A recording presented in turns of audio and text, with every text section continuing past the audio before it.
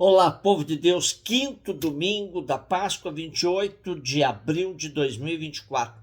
Nossa reflexão de hoje é a partir de Atos 9, 26, 31, 1 João 3, 18, 24 e Evangelho de João 15, de 1 a 8. O capítulo 9 dos Atos é de suma importância para a história do cristianismo, pois o relato da vocação, conversão de Paulo marca a inflexão da missão, que com Paulo vai, de fato, mudar de rumo. Da pregação aos judeus, a missão passará para os pagãos, ampliando sobremaneira a extensão do campo de ação, chegando até o mundo greco-romano.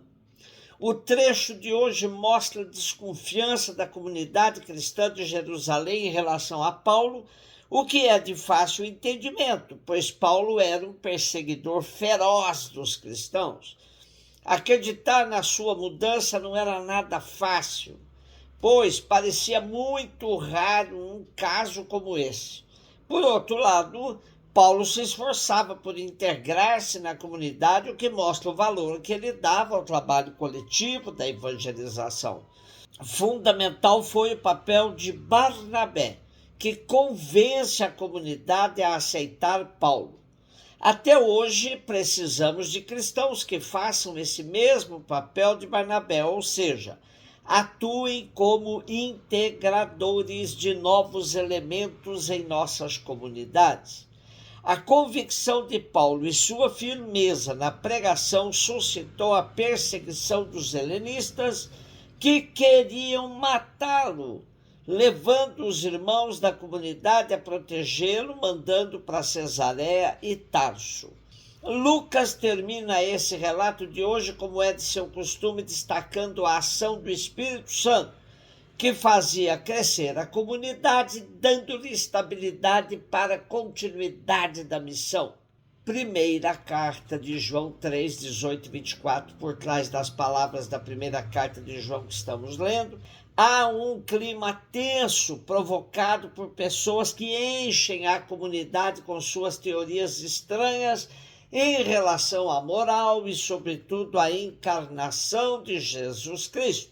Por isso, o autor desta carta insiste na relação entre Jesus e Deus e afirma que o mandamento de Deus é este: acreditar no nome de seu Filho Jesus Cristo e amar-nos uns aos outros como ele nos amou.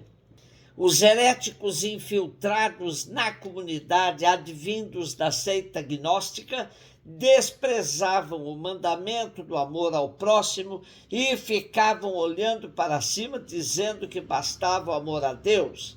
Era uma experiência religiosa profundamente desenraizada do chão da vida.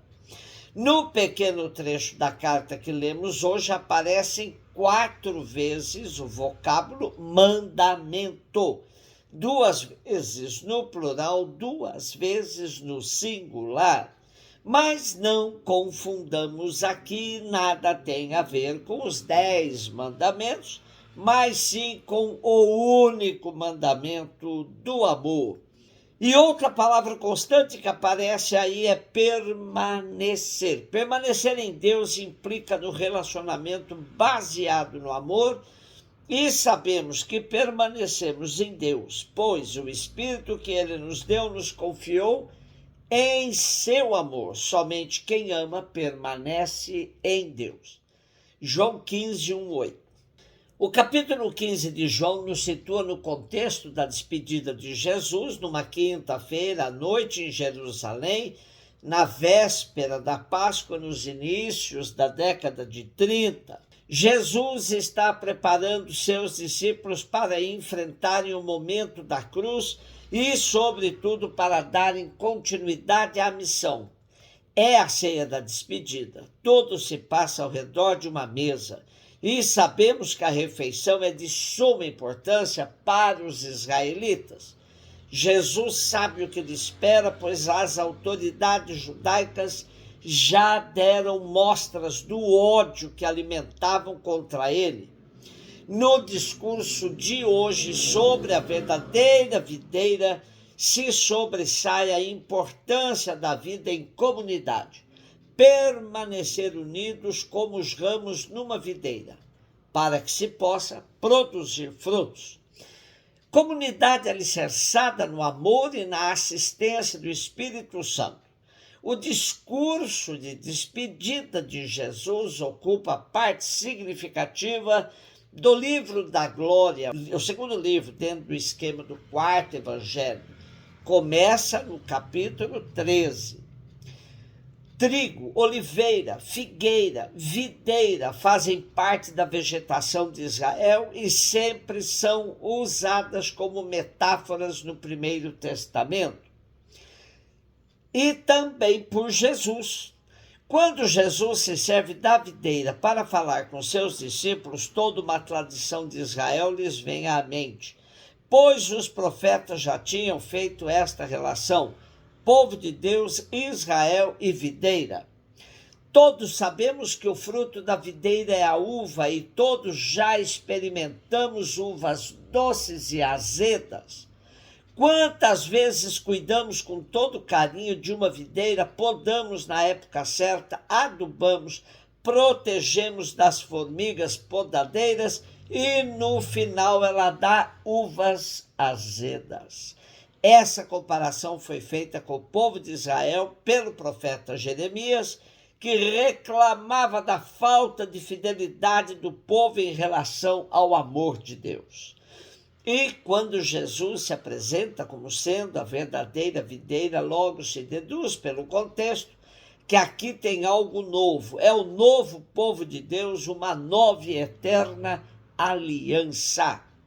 O exegeta Raymond Brown faz uma comparação desta metáfora usada por Jesus com outros símbolos importantes que aparecem no quarto evangelho.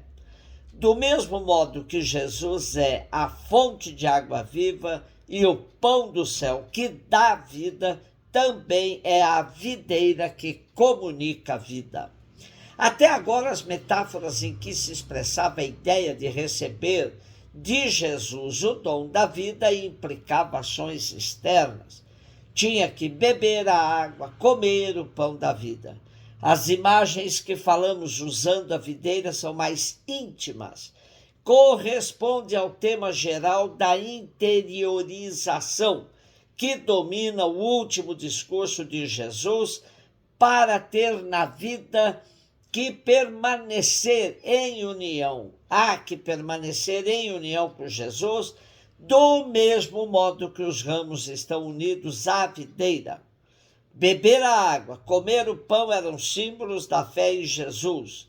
No nosso trecho de hoje fica claro que permanecer na videira simboliza o amor. Por isso entendemos quando o Papa Francisco desdobra o sentido do permanecer, dizendo: se trata de permanecer no Senhor para encontrar o valor de sair de nós mesmos, de nossas comunidades, nossos espaços restritos e protegidos, para adentrarmos no mar aberto das necessidades dos demais e dar um respiro amplo ao nosso testemunho cristão no mundo. Esta coragem de sair de nós mesmos e de adentrarmos nas necessidades dos demais nasce da fé no Senhor ressuscitado e na certeza de que seu Espírito acompanha nossa história. Um dos frutos mais maduros que brota da comunhão com Cristo é, de fato, o compromisso de caridade com o próximo, amando irmãos e irmãs com abnegação até as últimas consequências, como Jesus nos amou. O dinamismo da caridade do cristão não é fruto de estratégias, não nasce de solicitudes externas, de instâncias sociais ou ideológicas, mas do encontro com Jesus e do permanecer em Jesus. Ele é para nós a vida da qual absorvemos a seiva, isto é, a vida para levar à sociedade uma forma diferente de viver e de agradecer, que põe em primeiro lugar os últimos. Videira nos lembra ramos, podas, cepa, também alguém que cuide com carinho. E aqui Jesus nos diz que a verdadeira videira é Ele mesmo. Por isso, a cepa está garantida que é da melhor qualidade. Os ramos são todos aqueles que agarram a essa videira que é Jesus. E quem cuida de tudo é o Pai, desde que os ramos permaneçam unidos à videira e entre si. Porém, ainda temos que enfrentar as intempéries da história, onde nem toda videira com ramos bonitos dão bons frutos, pois muitas se reduzem à mera aparência. Sem a qualidade da cepa, nada de bons frutos. E desligados desta cepa, que é Jesus, nada podemos fazer. Quando o tempo da poda vier, que tenhamos a força desta cepa, para podermos brotar e voltar a dar bons frutos, de justiça, de amor e de verdadeira paz. E isso implica viver em comunidade de amor e de partilha. Um beijo no seu coração.